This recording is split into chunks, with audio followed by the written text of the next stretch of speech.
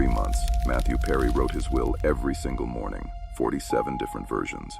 His housekeeper thought he was obsessed with death, but he was actually obsessed with life, making sure his death would save as many people as possible. Every weekday morning at exactly 6 a.m., Maria would arrive at Matthew's Beverly Hills home to begin her cleaning duties. Her routine was consistent: enter through the service door, prepare coffee, and begin tidying the living areas while Matthew usually slept until late morning. But on that January morning, she was surprised to find him already awake, sitting at his kitchen table with legal documents spread out in front of him, writing intently with a blue pen. "Good morning, Mr. Perry," Maria said softly, not wanting to startle him.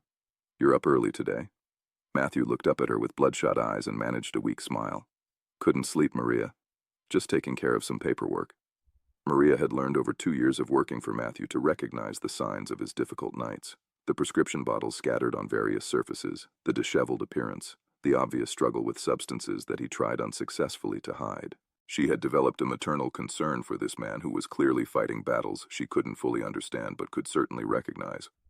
What Maria didn't realize that first morning was that she had just witnessed the beginning of what would become the most intensive and purposeful period of Matthew's adult life, even as it appeared from the outside to be evidence of his mental decline. The next morning, January 16th, Maria arrived to find Matthew in the exact same position. 6 a.m. kitchen table, legal documents, blue pen. The papers from the previous day had been replaced with what appeared to be similar documents, but with different handwriting and different content. "Mr. Perry," Maria asked gently, "is everything okay?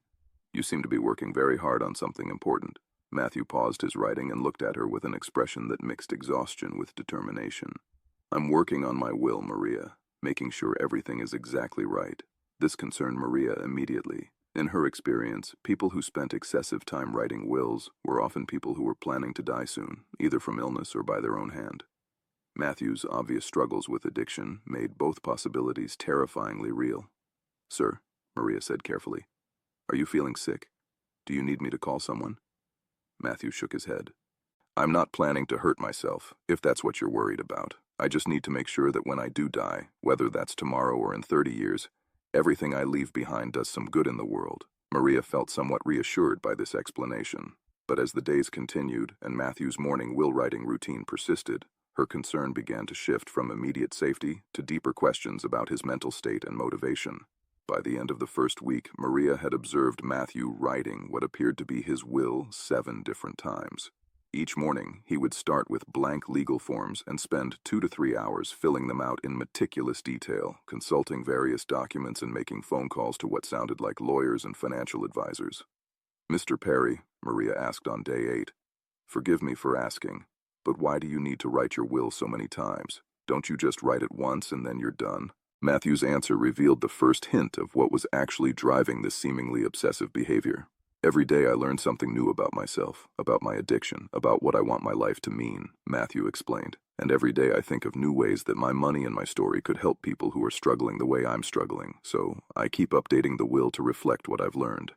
This explanation intrigued Maria, but didn't fully satisfy her curiosity. Over the following weeks, she began to pay closer attention to the documents Matthew was working with, and she started to piece together a picture of what was actually happening at that kitchen table every morning. Matthew wasn't just randomly rewriting his will. He was conducting intensive research into addiction recovery programs, mental health services, and charitable organizations that supported people struggling with substance abuse. The papers scattered around his workspace included financial statements, charity evaluations, program descriptions, and detailed notes about the effectiveness of different treatment approaches. Maria realized that Matthew was essentially designing a comprehensive plan for how his estate could be used after his death to address the addiction crisis that had defined so much of his own life. But what she didn't understand yet was the incredible depth and thoughtfulness of what he was creating. By February, Matthew's morning routine had expanded beyond just will writing to include research that consumed most of his waking hours. He would spend mornings writing and revising his will, afternoons making calls to addiction counselors and program directors, and evenings reading medical journals and recovery literature. "Maria," Matthew said one morning in early February, "I need to ask you something, and I want you to be completely honest with me." Maria paused her cleaning and gave him her full attention. "If you had a family member who was struggling with addiction, someone you loved who couldn't seem to get clean no matter how hard they tried, what kind of help would you want them to have access to?" The question surprised Maria, but she answered thoughtfully, I would want them to have doctors who understood that addiction is a sickness, not a choice. I would want them to have counselors who had been through it themselves. And I would want them to have a place to live and work while they got better, so they wouldn't have to worry about money while they were healing. Matthew nodded and wrote down her response in a notebook he had started keeping specifically for these conversations. "That's exactly what I thought you'd say," Matthew said. "And that's exactly the kind of help I want to make sure exists for people, even after I'm gone." Over the following weeks, Matthew began having similar conversations with everyone in his orbit: delivery drivers, gardeners, his doctor, his lawyer, his friends' co-stars, his neighbors. He was conducting what amounted to an informal survey about what people thought was missing from addiction treatment and recovery services. The information he gathered from these conversations became the foundation for increasingly sophisticated versions of his will. By March, Matthew's estate planning had evolved into something that resembled a comprehensive social service program more than a traditional inheritance document. Maria watched this transformation with growing admiration and decreasing concern. She began to understand that Matthew's daily will writing wasn't evidence of mental illness or suicidal ideation. It was evidence of someone who had found a purpose that made his own struggles feel meaningful. "Mr. Perry," Maria said one morning in late March after watching him work for over 2 months, "I think what you're doing is beautiful. You're turning your pain into something that will help other people." Matthew looked up from his writing with tears in his eyes. "That's exactly what I'm trying to do, Maria. I can't undo the damage my addiction has caused, but maybe I can prevent it from happening to other people." What Maria couldn't have known at the time was that Matthew's will-writing project would ultimately result in the creation of one of the most innovative and comprehensive addiction recovery programs ever designed by a private individual. By the time Matthew completed his 47th and final version of his will in early April 2021, he had created detailed plans for a residential treatment facility that would provide long-term care for people with chronic addiction, including housing, job training, and ongoing medical support that could last for years, rather than the typical 30-90-day programs.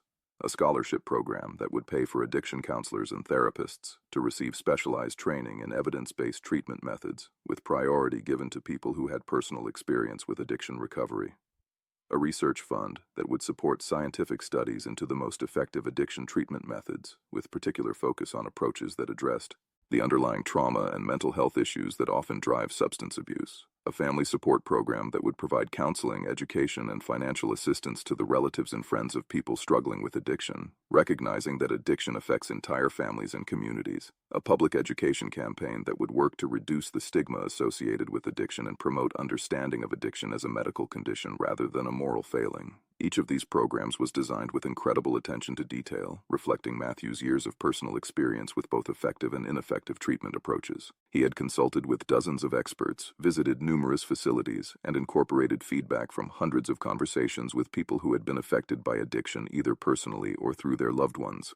But perhaps the most remarkable aspect of Matthew's will was not what he chose to fund, but how he chose to fund it. Rather than simply leaving his money to existing organizations, Matthew had structured his estate to create entirely new programs that would be specifically designed to address the gaps he had identified in current addiction treatment services. The residential treatment facility, for example, would be able to house people for up to 3 years if necessary, recognizing that some people need much longer than the standard treatment periods to achieve stable recovery. The scholarship program would prioritize recovering addicts who wanted to become counselors, based on Matthew's belief that people with lived experience were often the most effective at helping others through similar struggles. Most importantly, Matthew had structured everything to continue growing and evolving after his death. Instead of spending his money once and being done, his estate would generate ongoing income that could fund these programs indefinitely, creating a legacy that would help people for generations. When Matthew finished his final will in April 2021, he called Maria into the kitchen and showed her the completed document. "I want you to know what this says, Maria, because you've been part of creating it," Matthew said. "Every conversation we've had, every question you've asked, every insight you've shared, it's all in here." As Matthew walked Maria through the key points of his will, she began to cry. She realized that this man, who she had worried was obsessed with death, had actually spent 3 months creating one of the most life-affirming documents she had ever seen. "Mr. Perry," Maria said, "this isn't just a will. This is like a love letter to every person who has ever struggled with addiction." Matthew smiled, the first genuinely happy smile Maria had seen from him in months. "That's exactly what it is, Maria. It's my way of saying that even though addiction tried to destroy my life, I won't let it destroy anyone else's if I can help it. The programs outlined in Matthew's will were so comprehensive and well-designed that when his lawyers reviewed the final version, they recommended that he begin implementing some of the initiatives immediately rather than waiting until after his death. This led to Matthew quietly funding several pilot programs during the last 2 years of his life, allowing him to see some of his ideas put into practice and make adjustments based on real-world results. When Matthew Perry died in October 2023, Maria Gonzalez was among the first people to learn about the contents of his final will. She was not only mentioned as a beneficiary herself, Matthew had left her enough money to never worry about financial security again, but she was also named as an advisor to the foundation that would oversee his addiction recovery programs. Maria, Matthew had written in a personal letter that accompanied his will, "You helped me understand that turning pain into purpose isn't just about the big gestures. It's about the daily choice to keep working toward something better, even when you don't feel like you deserve it. Thank you for watching me write my will 47 times and never once making me feel crazy for doing it." The Matthew Perry Foundation, funded by his estate, began operations in 2024 and has already helped hundreds of people access long-term addiction treatment services that wouldn't have existed without Matthew's 3 months of obsessive morning will writing. Maria Gonzalez still works, but now she works for the foundation, helping to coordinate the family support programs that Matthew had envisioned during those early morning conversations in his kitchen. "People ask me if I knew that Mr. Perry was planning something this incredible," Maria often says when she speaks at foundation events. "The truth is, I thought he was obsessed with death, but he was actually more obsessed with life than anyone I've ever known. He just wanted to make sure that his life, and his death, would help as many people as possible keep living." Matthew Perry's housekeeper found him writing his will every morning for 3 months, and what he left behind wasn't just money. It was a blueprint for turning personal struggle into collective healing, a roadmap for transforming individual pain into community support, and proof that even in our darkest moments, we can create something that brings light to others. The 47 versions of Matthew Perry's will tell the story of a man who spent his final years not just fighting his own demons, but building weapons for others to use in the same fight.